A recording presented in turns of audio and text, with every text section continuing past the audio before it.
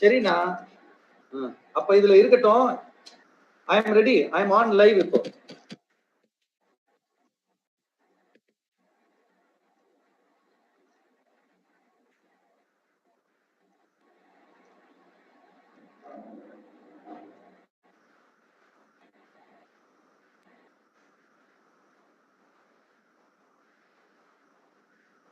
இப்பதான் உங்களுக்கே அது கேக்குதா நான் சொன்னது?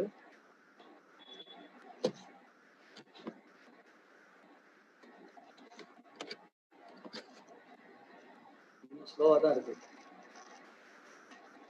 I'm waiting. Yes. நான் லைவ்ல வந்தாச்சு.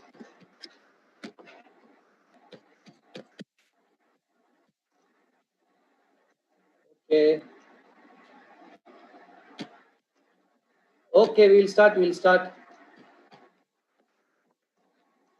Good evening, guys.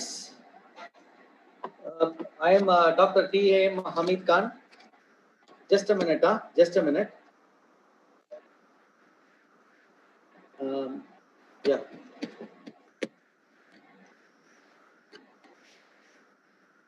This is Dr. T.A.M. Hamid Khan from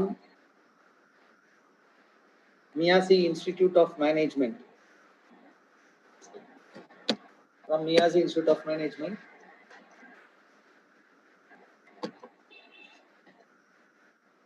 I am working as the associate professor.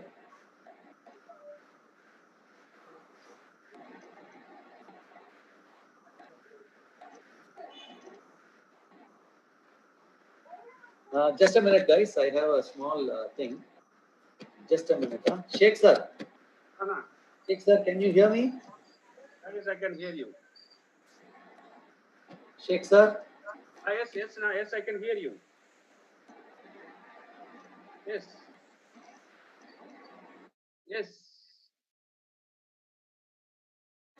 Hello, I can hear you. Yes.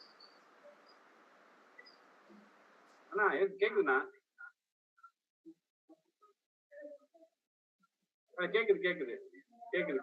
கேக்குதுண்ணா. எனக்கு கரெக்டா இருக்கு. யூடியூப்ல கரெக்டா வருது லைவ். நீங்க கரெக்டா பேசுங்க. நீங்க கரெக்டா இருக்கு பேசுங்க.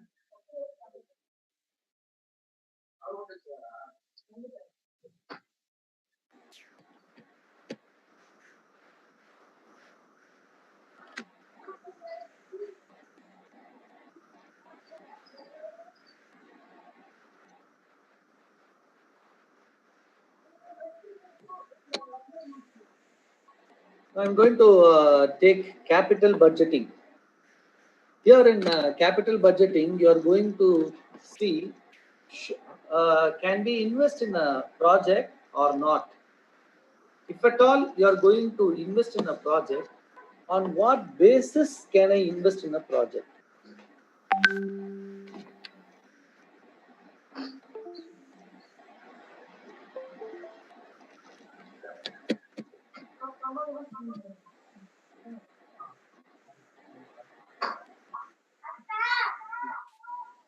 I'm very sorry, guys. Please excuse me.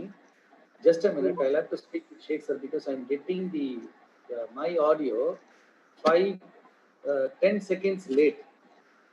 Just hold on. Bear with me.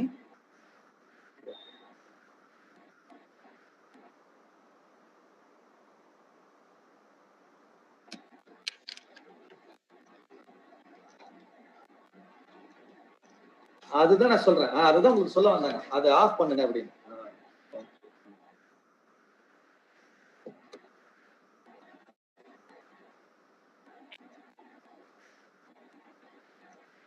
Okay, now it is sorted out. Actually, I was getting the echo of my own voice. I had just told Sheikh sir to regulate it.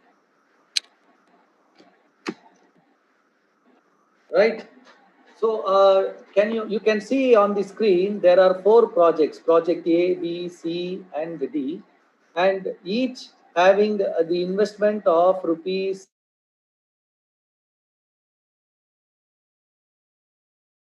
5 10,000, 30,000, 50,000 and rupees 1 lakh each, right? At the same time, you can see the cash inflows also, how I have given. I have given for 4 years.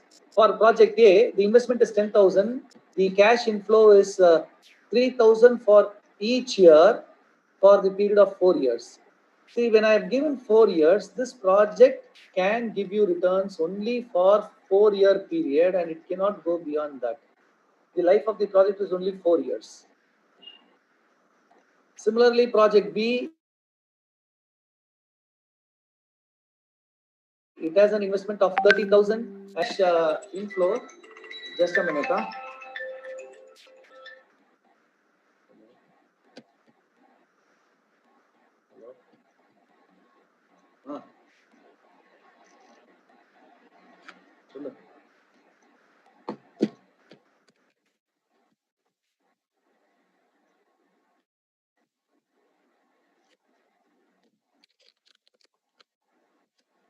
Can you hear me? Hello, Sheikh sir. Am I audible? Yes, I can. Yes, no, yes. Okay, fine. Should I start from the beginning or how is it? Shall I continue?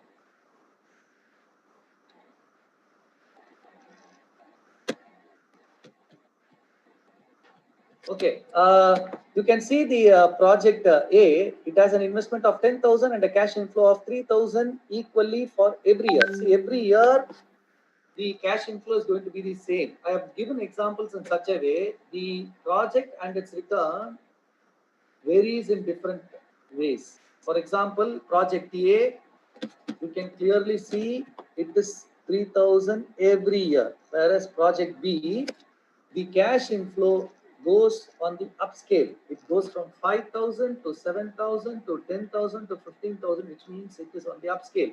Whereas project C, it goes down. It goes to 30,000, then it goes to 15,000, it goes down to 10,000, and then it goes down to 5,000, right?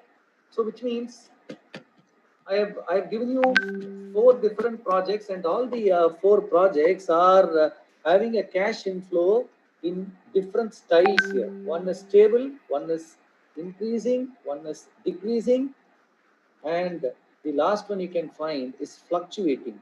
It is like 50,000, 20,000, 30,000, 20,000, which is like neither up nor down. So now, how to choose between these projects? What should we do? As a financial analyst, we should understand how this project has to be identified as regards to choosing, right? See, there are different ways how people perceive. My perception will be different from the other's perception. My view is entirely different from the other's view. You can find people with the same views very rarely. You come across them very rarely, right? In case of this project A B C D, if I ask anyone, one will tell I will go with A, one will tell I will go with D. They'll give variety of reasons also for this. If I ask a person who is going for A, I can even identify his personality. Seriously speaking, if a person chooses project A, I'll tell the person is very conservative. He's trying to play very safe, right? He is a person whom you can tell that in case of investment, how much ever he has, he will go deposit that in the bank, okay, and keep the interest. That's it. He tries to play safe. There is a if anyone chooses project B, I will tell this person is is not safe, but is trying to be safe, right? Because he is afraid. He will see the project which is going to give him growth.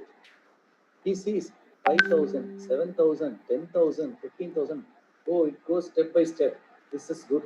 Let me go for this. There is another person who chooses project C. He tells 50,000 I put, 30,000 first year itself I'll get, which means more than half of my investment is back. So it means I'll go for project C. He sees that amount which is going to get back fast. Project D, 50, 20, 30, 20, right? The person who chooses this is a risk taker, and a risk taker is a serious businessman. If you want to be an entrepreneur or a businessman, you should be a risk taker. The one quality which differentiates between an entrepreneur and others is the ability to take risks. Right. Now there are 4 projects here. What to do? Which one should I choose? You can choose based on 2 important criteria. Okay. The first criteria is basically a criteria which tells when does my investment come back. I have put money. When does my investment come back? I have put 10,000. When do I get it back? I have put 30,000. When do I get it back? Right. So we can call this as a traditional method. Okay, it's called as a traditional method basically.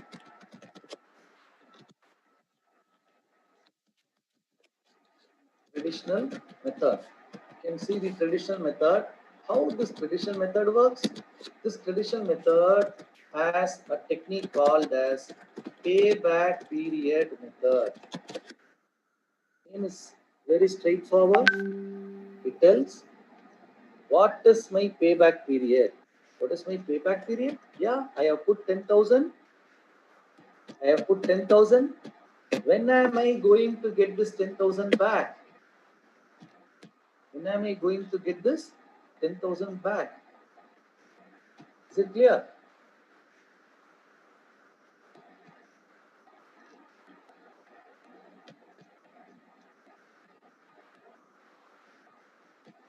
When am I going to get my 10,000 back?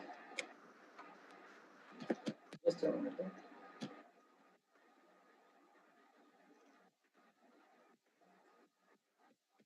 So this 10,000, how will I know in how much years I am getting back? It's pure, what to tell, primary school mathematics, right? I've invested 10,000. I'm going to get 3,000 for 4 years. When will I get that 10,000 back? Right? How will I get my investment? Okay, I'll give the formula here. Investment divided by my average cash inflow. Investment is 10,000. My average cash inflow, you can see in all the years, my cash inflow is 3,000. Right? So my average cash inflow is 3,000, which means for project A, my investment is 10,000. Divide this by 3,000. Right? It is 3.333 years. But please note, you can use this formula only when the cash inflow is equal and same for all the years. Even in 1 year, the cash inflow changes. You cannot use this formula. You will have to try another technique. Manual technique. I'll call it as manually. You need not apply the formula. Now I'll teach you manually how to do this. Let us take here for project B, I will tell you. Okay, project B. You know the cash inflow, right? Yes, for project B is 5,000, 7,000, 10,000, 15,000. So I'll write it here for your understanding. Cash inflow 5,000, 7,000, 10,000, and 15,000. Okay, got it? Now what are we going to do? The next step. We can't use the formula here. Why? Because the cash inflow changes. It varies. When the cash inflow changes or varies, don't go with the formula. The formula can be used only when the cash inflow is same or equal. What to do here? I'm going to find cumulative cash inflow. Okay, I'll tell you why we are going to do this. Once you do it, you will understand the reason. Then I'll explain automatically. First year 5,000. second year, 5,000 of the first year plus 7,000 of the second year, which means at the end of the second year, I will have 12,000. This is cumulative cash inflow, CCI. Cash inflow, CI, CCI. Third year, 22,000.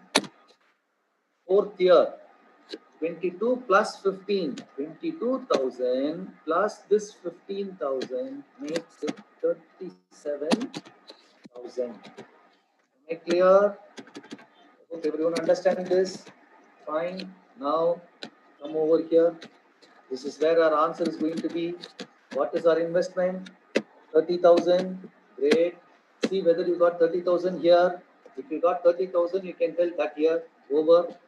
Right. In case you get 30,000 exactly in the third year, your answer is third year. If you get exactly 30,000 in the fourth year, your answer is fourth year. Right. But in this situation, your answer is not 3 years or 4 years. Rather, it is between 3 and 4. Am I right or wrong? Yes. I hope you all would have understood this, right?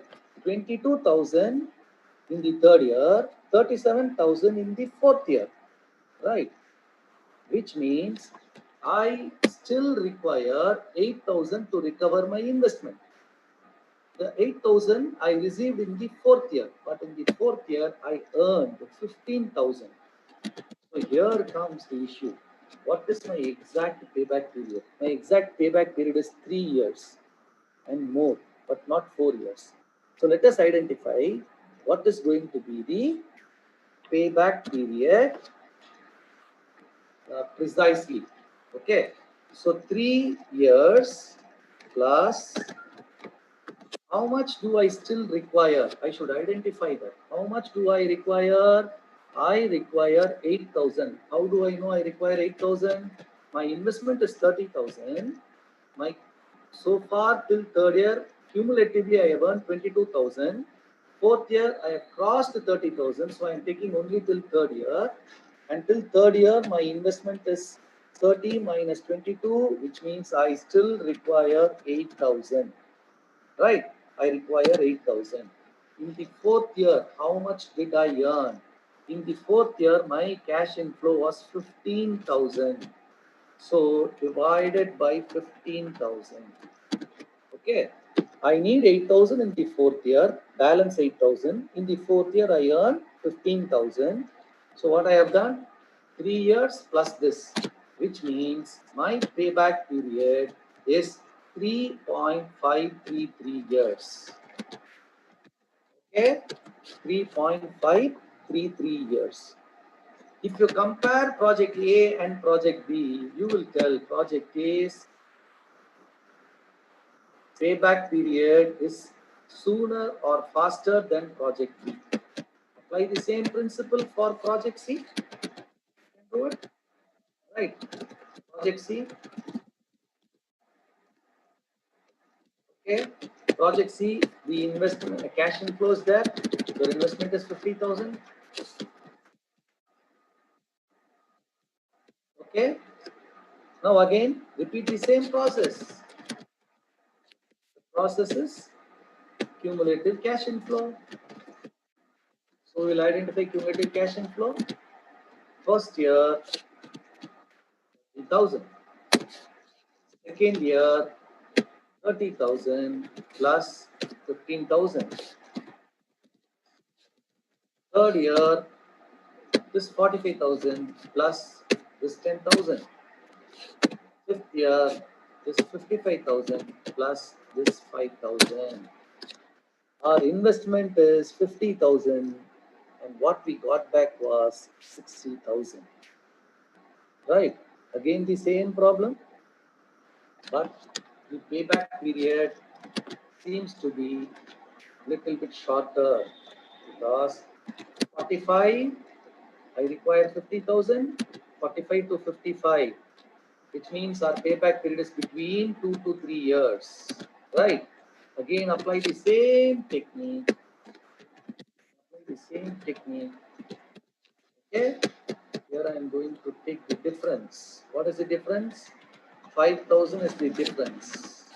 Divided by 10,000, which means 3.5 years. Sorry, 2.5 years. I'm sorry, 2.5 years. Which means when you compare these three, Project C has the quickest recovery time. Your investment is recovered very fast. Let us finish D and then decide which project to go for. Right. Project D. Project D, the cash inflow is 5,000, 50,000, 20,000. Same formula. Copy and paste. No issues. We have got 1,20,000, which means our 1 lakh is received exactly in the third year. You need not go for the formula at all here because our investment is 1 lakh. Our 1 lakh is received here. Done. 1 lakh. Great. 3 years. Now you can tell me which project can we choose. Is it going to be 3, 2.5, 3.533, and 3.33? You find the least time is here, 2.5 years. Okay, am I clear? You should go with project C in case you are going to adopt traditional method. The traditional method is referred as the payback period method. Here, you are going to accept the project which is going to return your investment as soon as possible, as quick as possible. The faster you get back your investment, you choose that project. Which means project A 3.33, project B 3.533, project C 2.5, and project D 3. Which means you will go by choosing project C. Is it okay to choose project C? My next question. Is it right to choose project C? Right.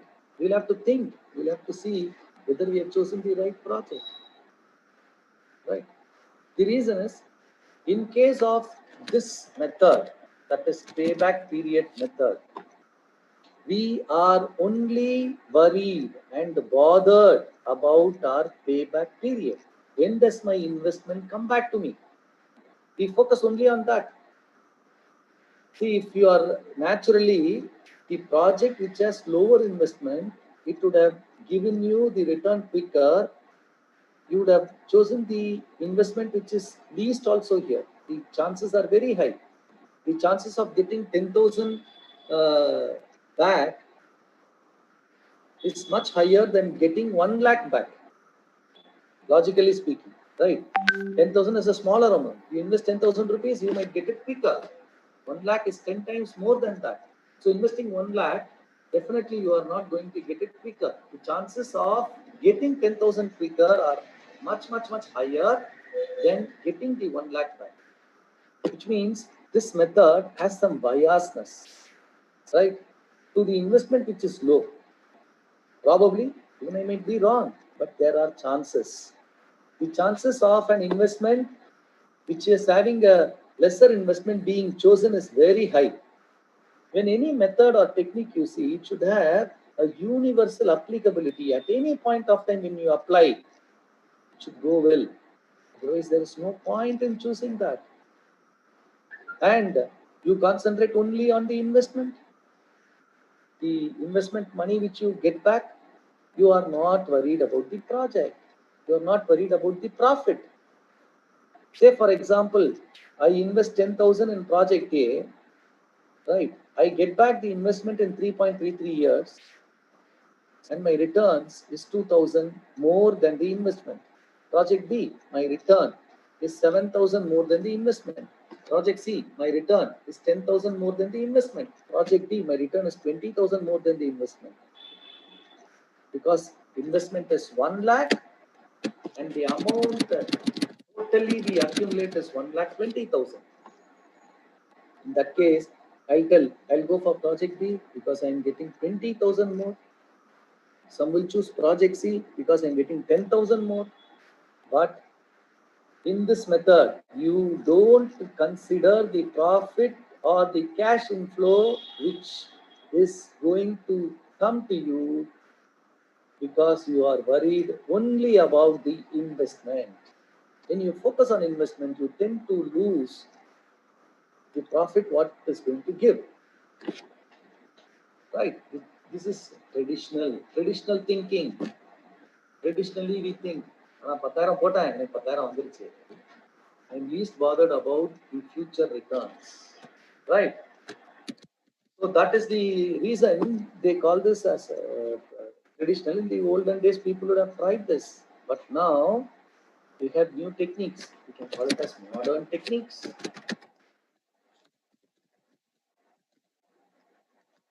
Modern techniques. What is modern techniques? One important point it considers modern technique. Number one, what is the profit you are going to get? What is the rate of return you are going to get? Is your business really profitable? Right? So here we are going to learn a concept called as present value of money. Present value of money. Let me take the project C, the project C which we chose under the payback period method. So I will take this project C. What is the cash inflow? Our cash inflow was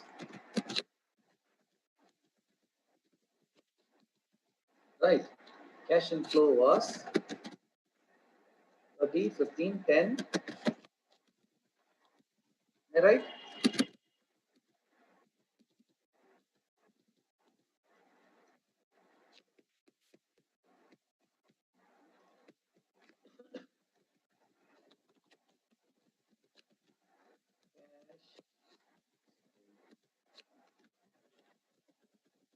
Cash inflow.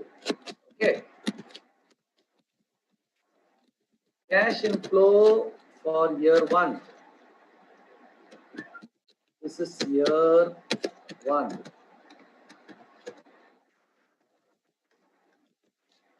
Next is cash inflow for year 2, year 3, year 4. You keep adding there. You know, there are 3 years, 4 years. Right? Cash inflow for 4 years is there. Now, what is the real value of money? Today's 100 rupees, what will be its real worth after 4 years? Do you think it will increase or decrease? When from my childhood, I see the value of money only decreases. And in India, it has never increased. Right? When I was doing my schooling in 1990, I filled 1 liter of petrol for 10 rupees. 10 rupees for 1 liter of petrol. Right? Today it is 70, 80 rupees. 8 times. 1992 now, 30 years. 30 years down the line, the cost of petrol has gone up 8 times, multifold. What do? You take 100 rupee note, okay? Take a dictionary or some book, keep it in between any of the pages, close the book, keep the book in a safe place, okay? After 3 years, reopen the book. Can you see the 100 rupees? Definitely you can see the 100 rupees until you have not taken it or anyone else has taken it. You can see the 100 rupees.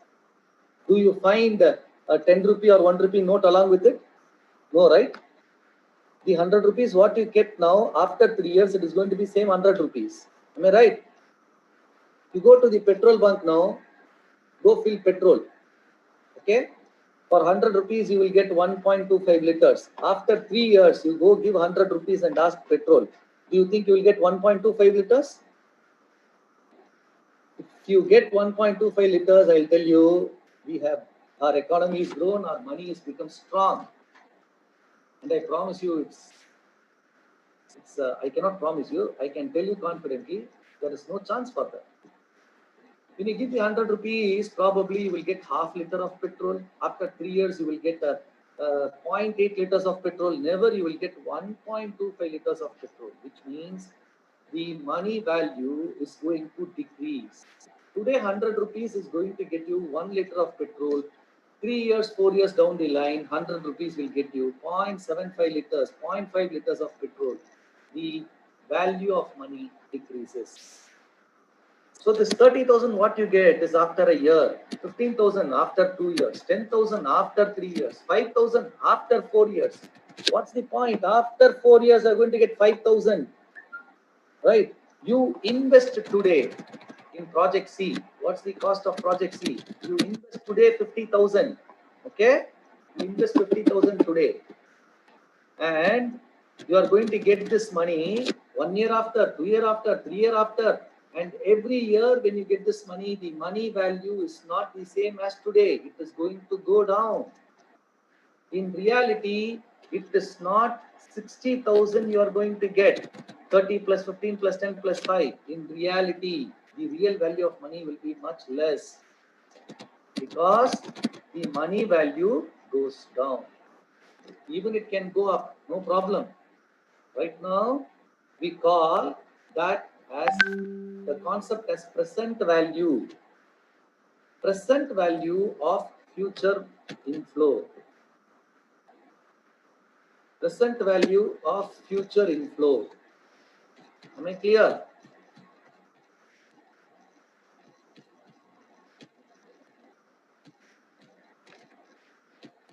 Present value of future inflow, future cash inflow.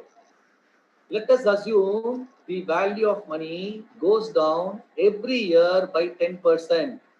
Okay, every year the money value goes down by 10%. So today you have 1 rupee. After 1 year, it goes down by 10%. Right. Next year, the following year, from there it goes down by another 10%. Third year, from there it goes 10% down. Every year it goes 10% down. Right. This is called as present value of future cash inflow. Present value of future money. So what I'm going to earn in the future, 30, 15, 10,000, 15,000, all this I'm going to convert it to today's value. Today's value is present value. Why am I doing it to today's value? Because I invest today. I invested 50,000 today. So if I invest 50,000 today, the future cash inflow, I'm going to convert it to today's value. So what I'm going to do here, I'm going to give a simple calculation of identifying the value of 1 rupee to today's value. Is it clear? 1 rupee to today's value. How to find? Take this. 1 rupee divided by, okay, 1 rupee divided by 1 plus 0.1. Now you can ask me, what is this 0.1? This 0.1 is 10% decrease. Money value depreciates by 10%. Am I right? When money value depreciates by 10%, 10 by 100, 0.1. So I am going to add the depreciation here, 1 plus 0.1. Now you can ask me, in case money value appreciates, sir, assume if the money value appreciates by 10%, it should be 1 minus 0.1. If the money value decreases by 8%, 1 plus 0.08. If the money value appreciates by 8%, 1 minus 0.08. If I do this, I'll get the present value of 1 rupee. I can repeat this. What can I do? Next year, it is based on this value. This divided by 1.1. Because every year 10%. Third year, this value depreciates by 10%. 1 plus 1.1, 1.1. Assume, sir, third year, how can you tell, sir, every year 10% depreciation? Can't it be 5% depreciation in the third year? Okay, 1 plus 0.05, 0.05. Appropriately it will change. Sir, fourth year, money value increases, sir, it appreciates, sir. How much? Let us assume it appreciates by 2%. Right? When it appreciates by 2%, I can take this, divide by 1, right? 1 minus 0.02. 2% is 0.02. Okay. Now you can see from here to here the money value has increased. Present value of 1 rupee for all these years. Now what I have given is for only for 1 rupee. Now I'm going to convert that. Present value PV, I will write PV of future cash inflow. Future cash inflow 30,000 to today's value of 0.909. If you multiply these two, automatically you get the present value of the future cash inflow. You can multiply each and every cash inflow with the present value. You will get the future cash inflow. Now what we can do? We can add these four. I can call this as total present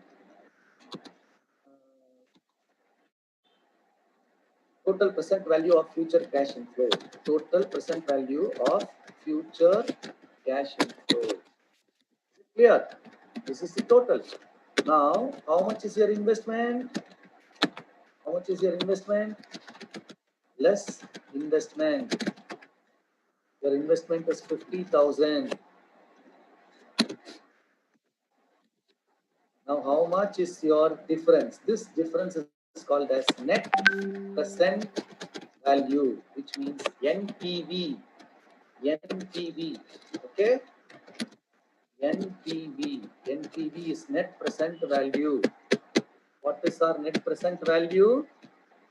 Cash inflow, present value of cash inflow minus the investment, which is this minus this 1,556 rupees. We have earned more than the investment in reality, and it is not 10,000. Am I clear, everyone?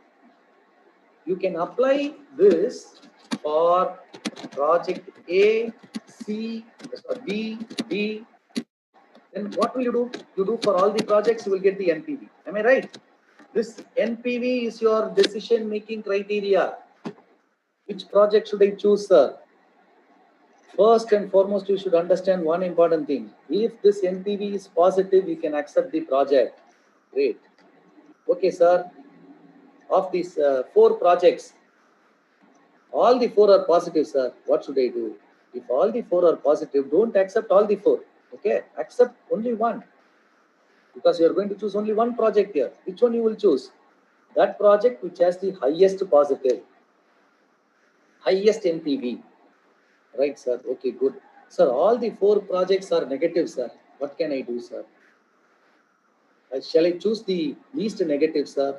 Never should you do this mistake or commit this harakiri. If NPV is negative, that means the project is not fit to be chosen. If all the 4 projects NPV are negative, reject all the 4. Don't choose anything. Am I clear? Great. Sometimes your total cash inflow, future cash inflow, and the investment will be same. NPV is 0. No point in doing the business, right? So go for the project which has a positive NPV, and if you have more than one positive NPV, choose the highest positive NPV. Okay?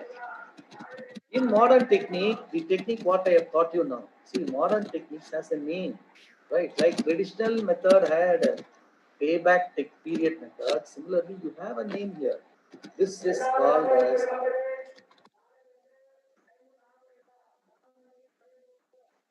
called as discounted cash flow method. Okay, this is discounted cash flow method, fine. But discounted cash flow method has several techniques under that. The technique what you have worked now is called as net present value method, NPV, net present value method, because we decide only on the net present value. But on the whole, this method falls under the category modern techniques. In modern techniques, it is called as discounted cash flow method. In discounted cash flow method, this is called as net present value. That means discounted cash flow method has another 2 or 3 techniques. Am I right or wrong? You have learned the one technique under discounted cash flow method. I'll teach you another technique under discounted cash flow method. Okay? Let us take this cash inflow, what we identified. This is the discounted cash inflow. Now you do the cumulative cash inflow of this, of the present value. Okay? Which means first year it's going to be 27,272 point something. Second year it's going to be this plus second year's present value. Then third year is going to be the second year cumulative plus the third year value. And fourth year is going to be the fourth year plus the third year cumulative plus the fourth year. Now, see whether you got the 50,000 back exactly. Not exactly, but the 50,000 is between the third year and fourth year. Am I right or wrong? The 50,000, that is our investment. Our investment is 50,000. This 50,000 we have received it between the third year and the fourth year. Now I can apply the formula of payback period method, but I cannot call this as payback period. Rather, I will call this as discounted payback period.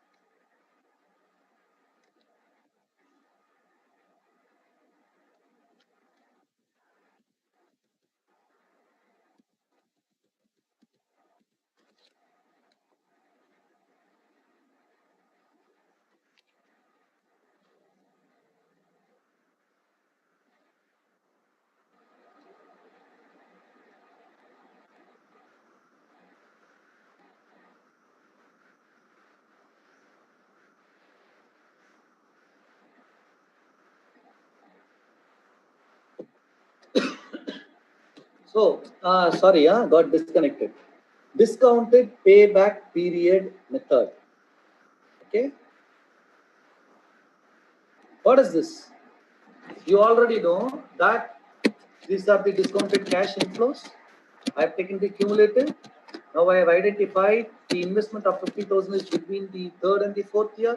I'm going to find what is the payback period, not for the original value. If I choose for the original value and I do it, it is payback period method. But I have chosen the discounted cash inflow. Hence it is called as discounted payback period. The process is the same, which means till third year, I got 47,540. So my answer is going to be 3 years plus. Okay. I've given two brackets here. Why have I given two brackets? First, I'm going to do the calculation of the difference between my investment and till third year, how much did I get? Okay. Till third year, I got 47,540. So I've done this now. I've done this now. Okay. Now I got the difference. Divide this by what is my discounted cash inflow at the end of the fourth year? It is 4,015.77. Choose that. This is the reason why I have given two brackets there. Now both the brackets are closed. The answer is 3.6125 years. Okay. 3.6125 years. Likewise, I can do for A, B, and D. In modern techniques, discounted cash flow method. In discounted cash flow method, I have taught you two techniques: discounted payback period method and net present value method. Any doubts on this? I hope you don't have any doubts on this. Okay. With this presumption, I'm continuing. If you have any doubts, you can always chat on the YouTube. Let me see. Sorry, so far I have not seen any of your chats. Right now I am seeing. Okay, if any doubts you have, please give it on the chat box. As of now, I'm waiting to clarify your doubts.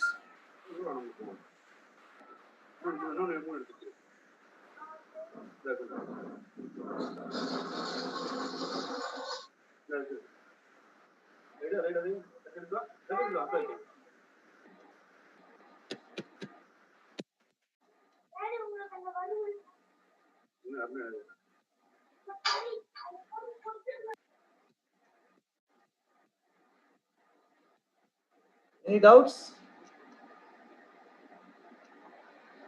Shall I proceed? At least someone can type in the chat box, no doubt, sir, you can proceed, so that I can continue further.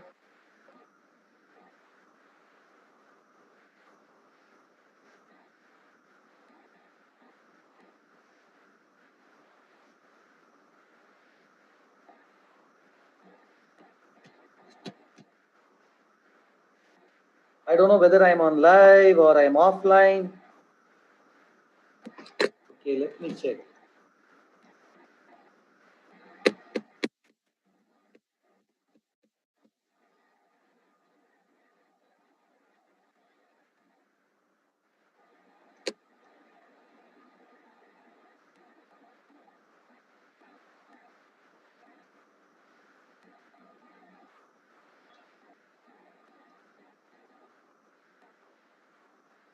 Okay, great. Okay. Now I'll move to the next method here. Okay. The next method, what I'm going to teach now is ARR. I suppose someone had asked much earlier, sir, what about ARR technique? I don't know who asked it. I can get back.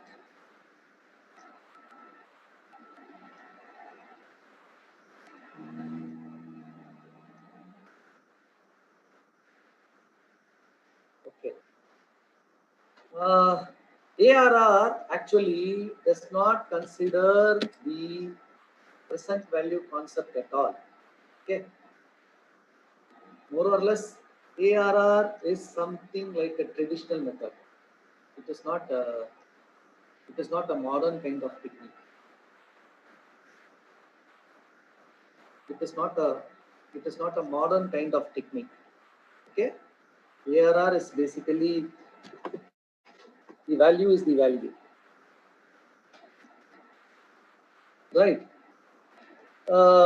In that case, we are still left with one technique in the payback period, in the in the modern methods. It is not discounted cash flow, rather, it is called as IRR, which is internal rate of return. Internal rate of return. Internal rate of return falls under modern technique. In modern technique, you have two techniques: discounted cash flow and IRR. But the problem with IRR is you will have to have a table of reference, which we call as annuity table. Only based on the annuity table you can proceed whether you should invest or not. Okay. Anyways, we'll start with this method. See how we can go about this. Let us take the same project, project C, which you have chosen under payback period method, and then you saw what is its net present value and the cumulative and the discounted payback period. Similarly, we will find the same project C. What is its IRR? Okay, IRR, first you should find factor. We call it as factor to be located. To be located. We call this in simple terms as F. F is equal to. F is equal to what? F is equal to. F is equal to investments. Investment divided by average cash inflow. Very simple formula. Investment divided by average cash inflow. What is the average cash inflow? 30 plus 15, 45 plus 10, 55 plus 5, 60. 60,000 divided by 4 years. The average is going to be 15,000. Using your Excel, you can find the average here. I think you can see here average. In the task, it is already there it is already selected and it is right. B15 to be, the average is 15,000, which means as per this formula, investment 50,000 for this project divided by the average cash inflow 15,000, 3.333. Okay. So when this is 3.333, what should we do? We should go to the table. We should go to the table. Okay. I'm sorry, I didn't pick up the table earlier. I'll just get you in a moment here. Present value.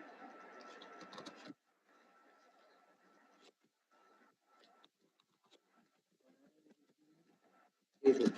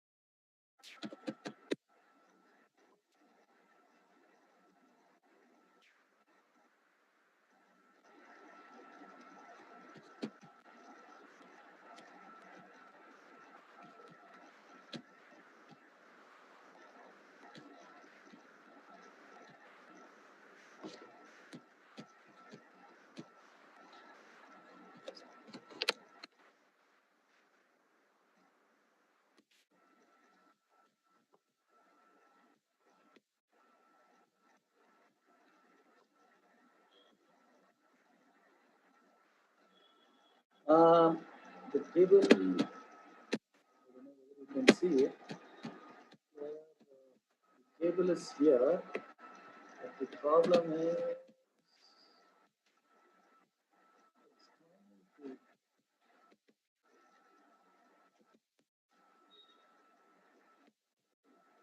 why it is taking time to load.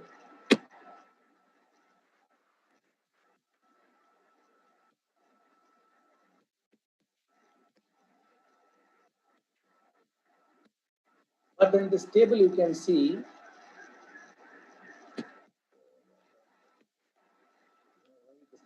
time.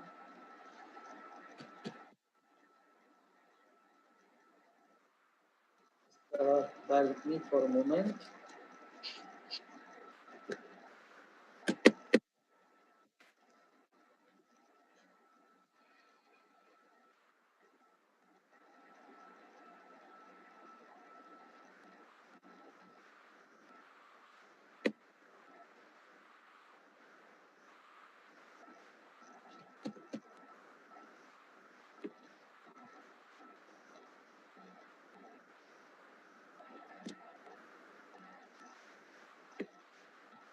Yeah, I think you can see the table here.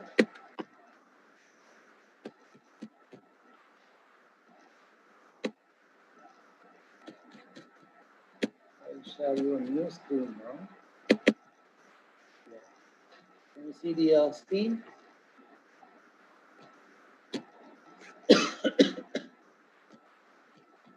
This is a situation with 4 years. So, in the period 4, what you can do is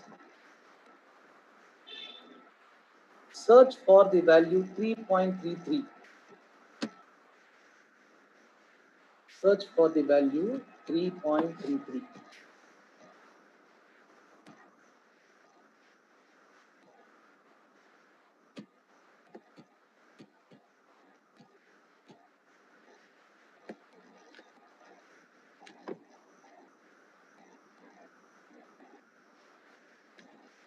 Yes, in the 4th year. We are in the 4th year now. You can see here in the 4th year 3.33 in the 4th year 3.312 has gone till 3.312.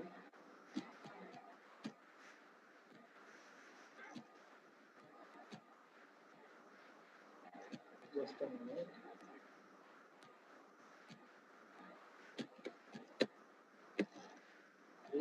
%, yeah.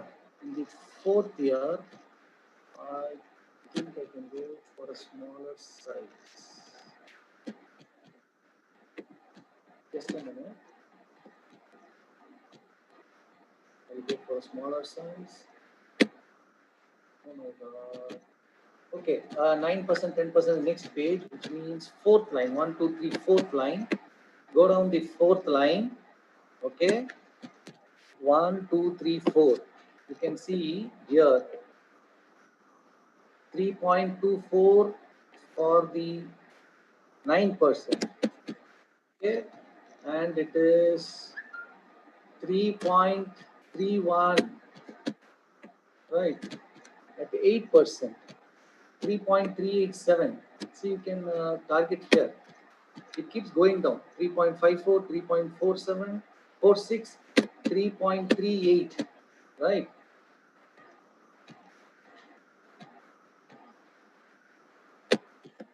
Can you see here? It keeps going down, 3.5, 3.4, 3.3, 3.8, 3.31, which means after 3.38, it should have been 3.33, which means 3.33 lies between 7% to 8%. You can tell approximately the IRR is somewhere between either 7% or 8%. And here, the approximation is because of the decimals. You can even tell the return is 7.5% approximately. Likewise, you can find for all the projects, no problem. Am I right? Clear?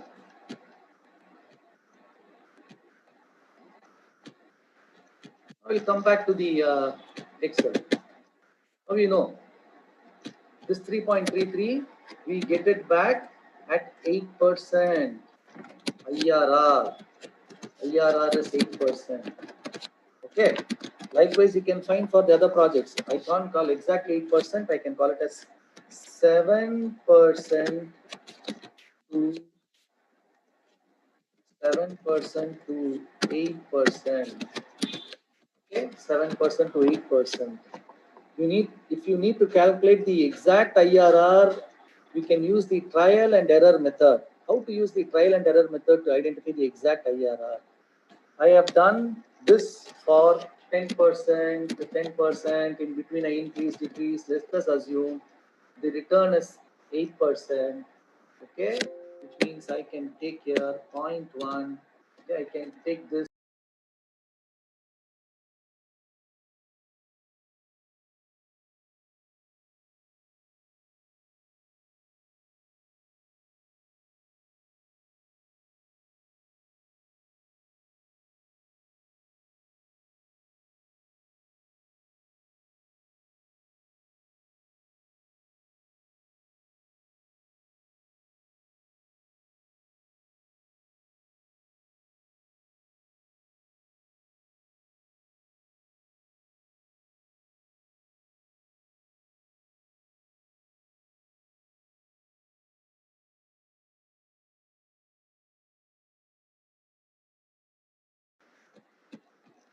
I'm sorry.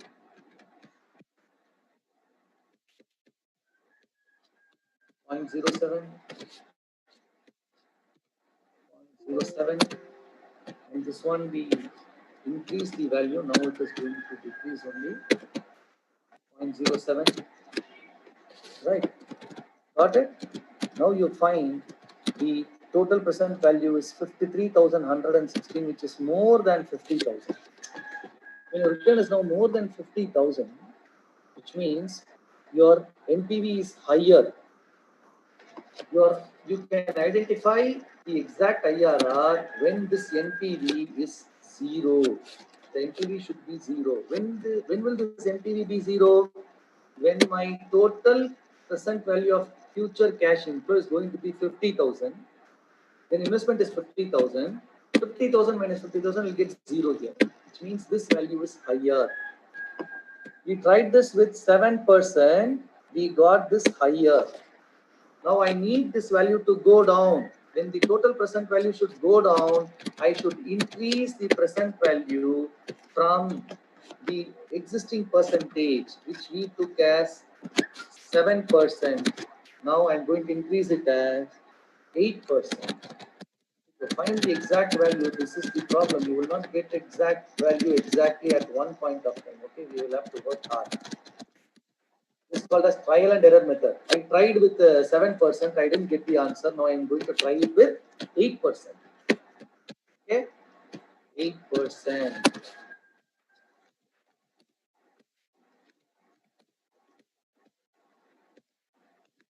Tried it with 8%.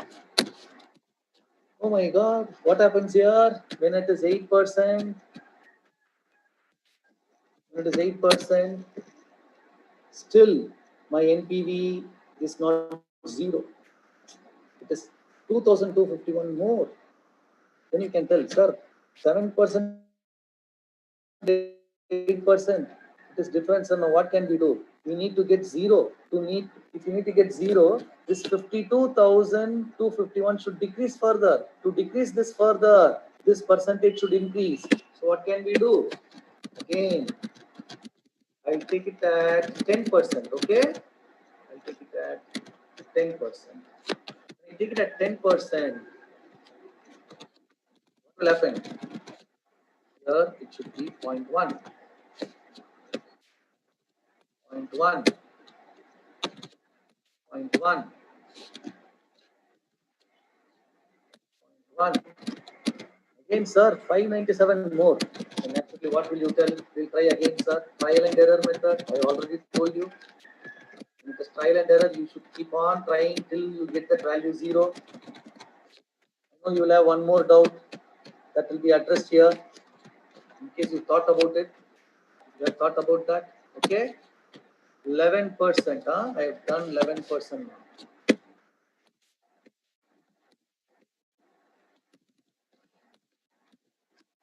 Oh my God!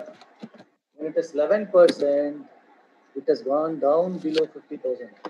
If someone had thought it, sir, 10% I got 50,597. When I go 11%, if it goes below 50,000, now you can tell. Clearly I can tell the answer, sir. The answer is between 10% and 11%. Am I right or wrong? Right? Now again, I cannot again tell the answer lies between 10% and 11%. What should I do now? I should tell the exact answer. Okay, so tell the exact answer. What can we do? Take this up. Definitely our answer is going to be more than 10%. No doubt about it. Okay, 10%. Huh? Our answer is more than 10%. Plus, we are going to identify how much is that extra percent. To identify that, what I'm going to do, I'm going to take this NPV. Okay, I'm going to take this NPV because at 10%, this is the NPV. At 10%, this is the NPV. Divide that by the difference of this NPV and the 11% NPV. Okay, so difference of this minus this. Okay, and just a minute, do one more thing. Put all this in a bracket.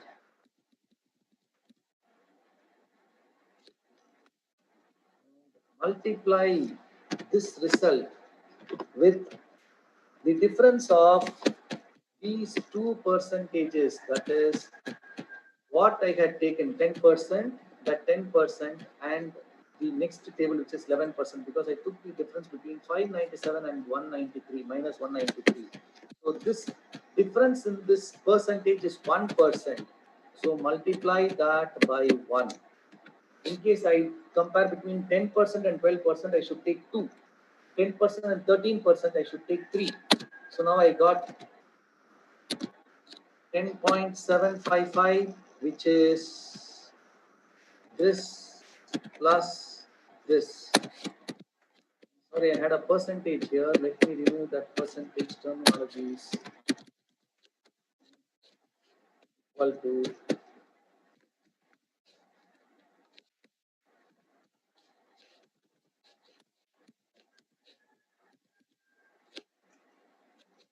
okay, 10.75. I got it rounded here.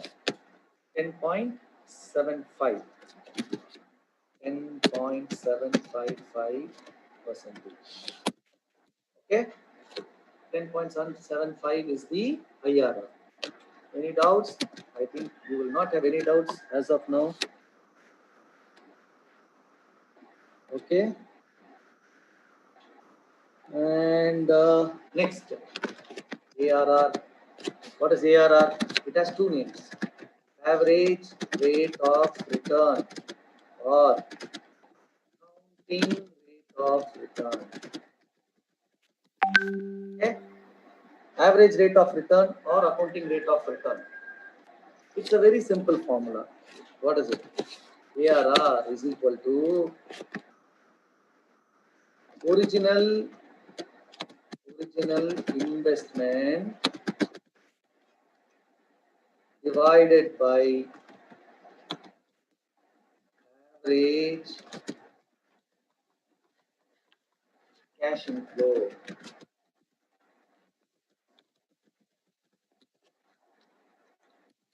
Or average investment divided by average cash inflow.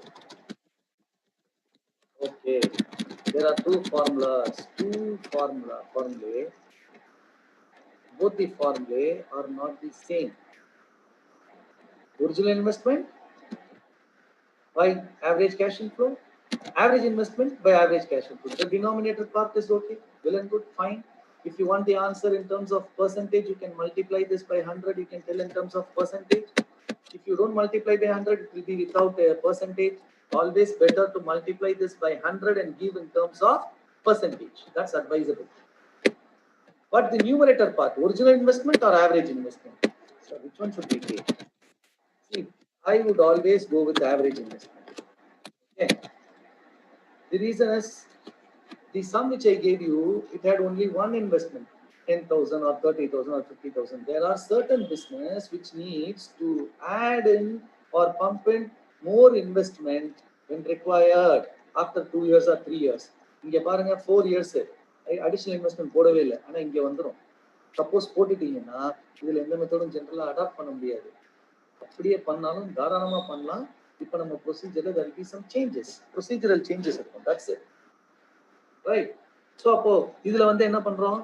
Average investment. What is average investment? See, identify what is your average investment. So to find average investment,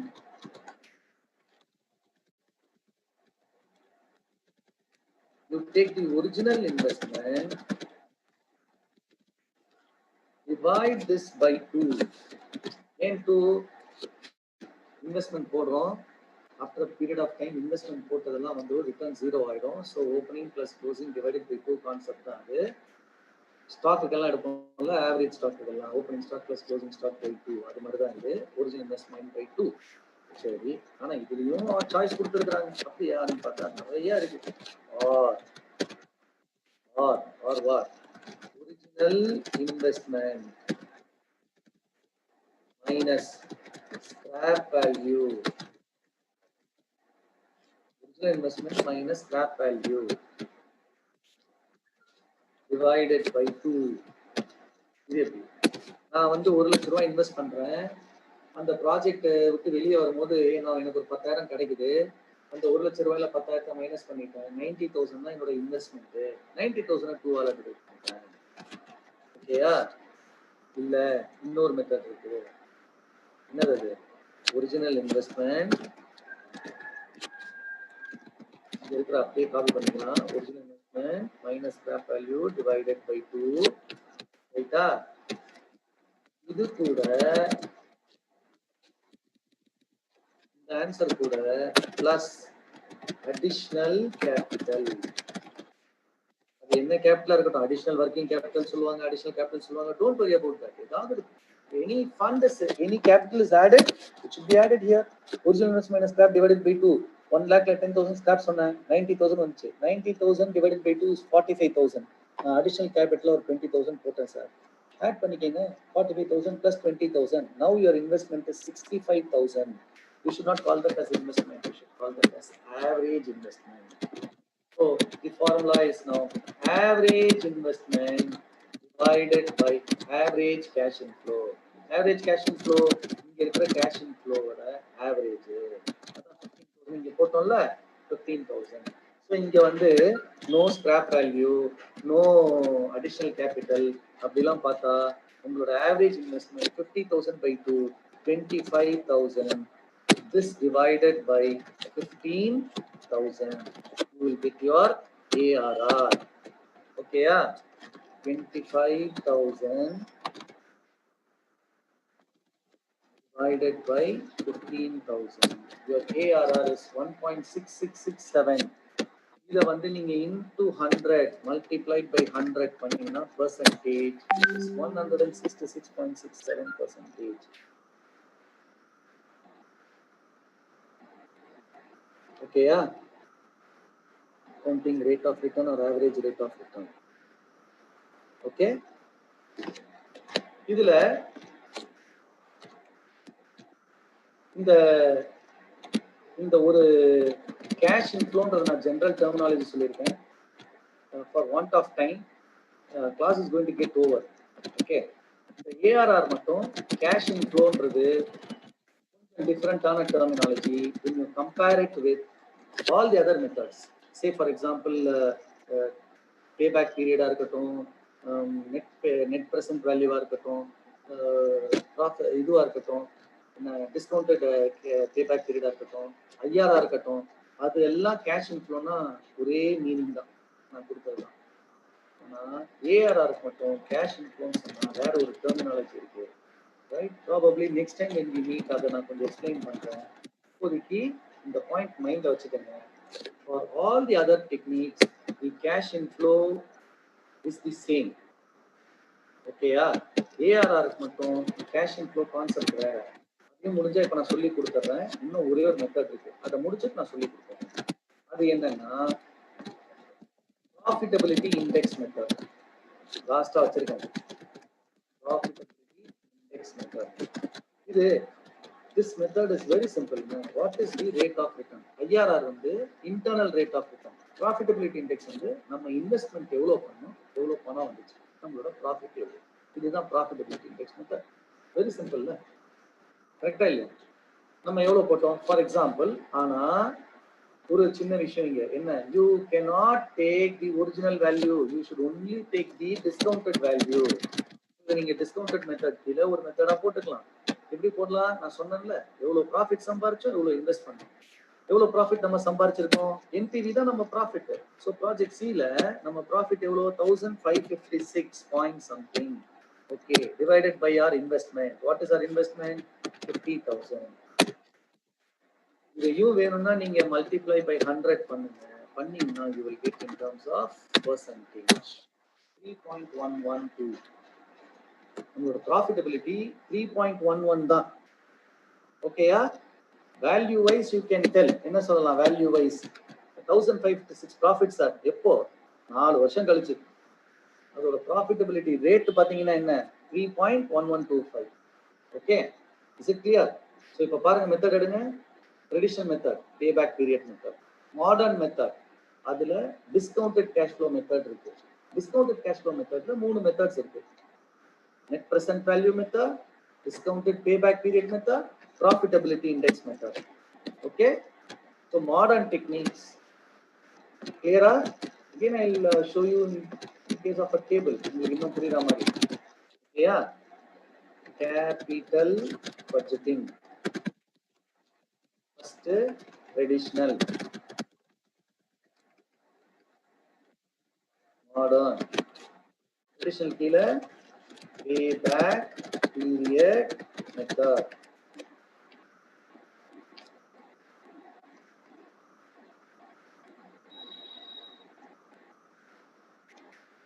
Okay, modern method la discounted cash flow method. Good. Discounted cash flow method ah, இதுல என்னென்ன இருக்கு? net present value method. பார்த்தோமா? net present value, then discounted payback method,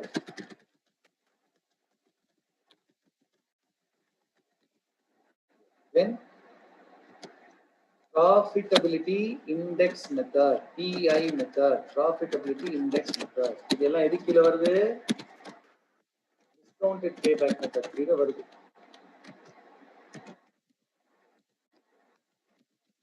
okay, இதுக்கு அப்புறம் என்ன method?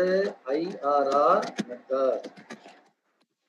So modern மெத்தட்ல discounted cash flow, IRR. discounted cash flow ல 3 method, IRR ல ஒரே ஒரு மெத்தட் தான். ட்ரெடிஷனல் மெத்தட்ல பேபேக் பீரியடும் வரும், ARR-ம் வரும். ஏன் ARR traditional? because it never considers the money value. Investment பணம் வருது, நான் எத்தனை வருஷம் கழிச்சு சொன்னாலும் அதே தான் எடுத்துக்கிறோம், போடுறோம். கரெக்டா? அதனால ARR மெத்தடும் ஒரு ட்ரெடிஷனல் மெத்தட் தான். ரைட். இந்த கேஷ் இன்ஃப்ளோ மட்டும் நம்ம கொஞ்சம் கேர்ஃபுல்லா இருக்கணும்.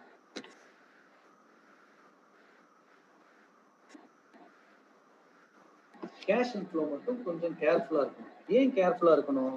நான் என்ன சொன்னேன், இது எல்லா மெத்தடுக்கும் except ARR. Except ARR, discounted cash flow மெத்தட்ல இருக்கிற 3 method, IRR method, payback period method, எல்லாத்துக்குமே கேஷ் இன்ஃப்ளோனா ஒரே கான்செப்ட் தான். ஆனா ARRக்கு மட்டும் கேஷ் இன்ஃப்ளோனா வேற கான்செப்ட். அது என்ன?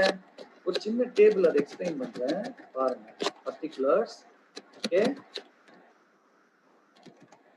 cash profit before depreciation and tax. இதுல less depreciation பண்ணிட்டா என்ன வரும்? profit before tax. okay, profit before tax. இதுல less tax பண்ணிட்டா என்ன வரும்? profit after tax. ரைட்டா? இந்த ப்ராஃபிட் ஆஃப்டர் டாக்ஸ் இருக்குல்ல, இதுக்கு பேரு தான் கேஷ் இன்ஃப்ளோ ஜெனரலா. ஆனா இத கேஷ் இன்ஃப்ளோன்னு சொல்ல மாட்டோம். ஏன்னா கேஷ் இன்ஃப்ளோட கான்செப்ட் வந்து இந்த ப்ராஃபிட்டுக்கும் கொஞ்சம் மேல நம்ம கிட்ட எவ்வளவு கேஷ் இருக்குன்னு பார்க்கணும். அதனால I am going to add the depreciation what I subtracted in the beginning here. So இந்த depreciation subtract பண்றோம் பாருங்க இந்த இடத்துல less depreciation. அதை நான் திருப்பி ஆட் பண்ணா வரதுதான் profit after tax before depreciation. இதுதான் cash inflow. இதுக்கு for all the methods இதுதான் cash inflow. ஆனா ஏஆர்ஆருக்கு மட்டும் இந்த depreciation ஆட் பண்றதுக்கு முன்னாடி for ARR alone is the cash inflow. Profit after tax தான் ஏஆர்ஆருக்கு cash inflow. ஆனா மற்ற எல்லா மெத்தடுக்கும் என்ன pay back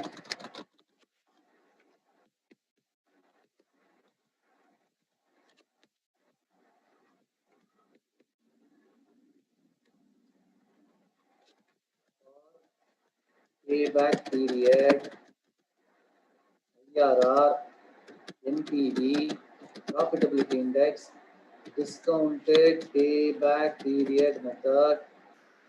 ஓகேயா? எல்லாத்துக்குமே இதுதான் கேஷ் இன்ஃப்ளோ. கிளியரா? ஏஆர்ஆருக்கு மட்டும் இதுதான் கேஷ் இன்ஃப்ளோ. ஸோ சம்ல வந்து உங்களுக்கு கேஷ் இன்ஃப்ளோன்னு கொடுத்துட்டாங்கன்னா நோ ப்ராப்ளம். ஆனா சம்ல வந்து கேஷ் இன்ஃப்ளோன்னு கொடுக்காம ப்ராஃபிட் பிஃபோர் டாக்ஸ் அப்படின்னு கொடுத்தாங்கன்னா நீங்க என்ன பண்ணணும்? டெப்ரிசியேஷன் ஐடென்டிஃபை டாக்ஸை லெஸ் பண்ணிட்டு ப்ராஃபிட் ஆஃப்டர் டாக்ஸ் எடுத்துட்டு ஏஆர்ஆர் இருந்தா இதுதான் கேஷ் இன்ஃப்ளோன்னு சொல்லணும். மற்ற மெத்தடுக்கெல்லாம் அந்த டெப்ரிசியேஷன் ஐடென்டிஃபை பண்ணி அதை இங்க ஆட் பண்ணி அதுக்கப்புறம் வர வேல்யூ தான் கேஷ் இன்ஃப்ளோன்னு சொல்லணும். ஸோ ஏஆர்ஆருக்கும் மற்ற எல்லா மெத்தடுக்கும் இந்த ஒரு இடத்துல ஒரு சின்ன டிஃபரன்ஸ் இருக்கு கேஷ் இன்ஃப்ளோ ஐடென்டிஃபிகேஷன்ல. அதை மட்டும் கொஞ்சம் கேர்ஃபுல்லாக ஹேண்டில் பண்ணிக்கோங்க. எக்ஸாம்ல ஏஆர்ஆர் எக்ஸாம்லன்ட்டு இல்லை, நீங்க எப்போ எடுத்தாலும் when you are going to do ARR method, right? உங்களுக்கு என்ன டெர்மினாலஜி நீங்க என்ன எடுத்திருக்கீங்கன்னு பாருங்க. See whether you have taken the profit after tax. Profit after tax எடுத்துட்டீங்கன்னா ஏஆர்ஆருக்கு ஓகே.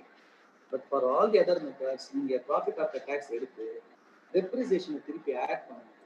இங்க வர வேல்யூ தான் உங்களோட cash. Okay, I hope you all would have understood, right? Any doubts, anything, you can always ping me through your faculty. I am at your disposal. At the same time, you can practice this. என்ன பண்ணிருக்கேன் தெரியுமா? நான் வெறும் project சியை வச்சு எல்லாத்தையும் போட்டு காமிச்சிருக்கேன். நீங்க என்ன பண்ணலாம்? Try out with ABT. Okay, so when you try it out with ABT, வெறும் ஏபிடி போடாதீங்க, ஏபிசிடி எல்லாத்துக்குமே எல்லா மெத்தடையும் ட்ரை பண்ணி கொடுங்க எக்ஸப்ட் ஏஆர்ஆர். பிகாஸ் இங்கே நான் கேஷ் இன்ஃப்ளோ கொடுத்துருக்கேன். ஸோ ஏஆர்ஆர் பொறுத்த வரைக்கும் இந்த கேஷ் இன்ஃப்ளோ அப்ளிகபிள் ஆகாது. ஓகே, ஏஆர்ஆர் மட்டும் பண்ண வேணாம். அப்படியே பண்றதுனால இந்த வேல்யூ பண்ணுங்க, இன்னும் தப்பு கிடையாது. Assume I have given this as the cash inflow. I hope I am clear. So எல்லா மெத்தடும் ஒர்க் அவுட் பண்ணி பாருங்க. Any doubts you can come back to me or your faculty. Thank you very much. I think I was not fast. Okay, if you have any doubts you can post in the chat. I'll wait in the chat or you are ready to clarify any of your doubts.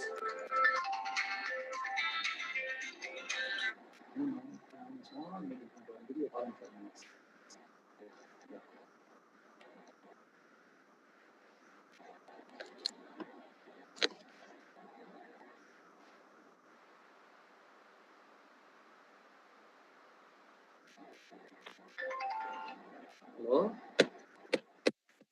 அத சொல்லிட்டேனே, அந்த 4 some கொடுத்துருக்கேன் அங்க இதுல. அந்த அது ஸ்கிரீன்ல காட்டுறேன் பாருங்க. ஸ்கிரீன்ல காமிச்சிருக்கேன் ஏபிசிடி. அந்த சம் நோட் பண்ணிக்க சொல்லுங்கன்னா it's there on the screen. I have done the entire course only using project C வச்சு எல்லாம் பண்ணியிருக்கேன் நான். எல்லா மெத்தட்ஸையும். ஸோ ஏபிசிடி 4 ப்ராஜெக்ட்டுக்குமே அவங்கள பண்ண சொல்லுங்க.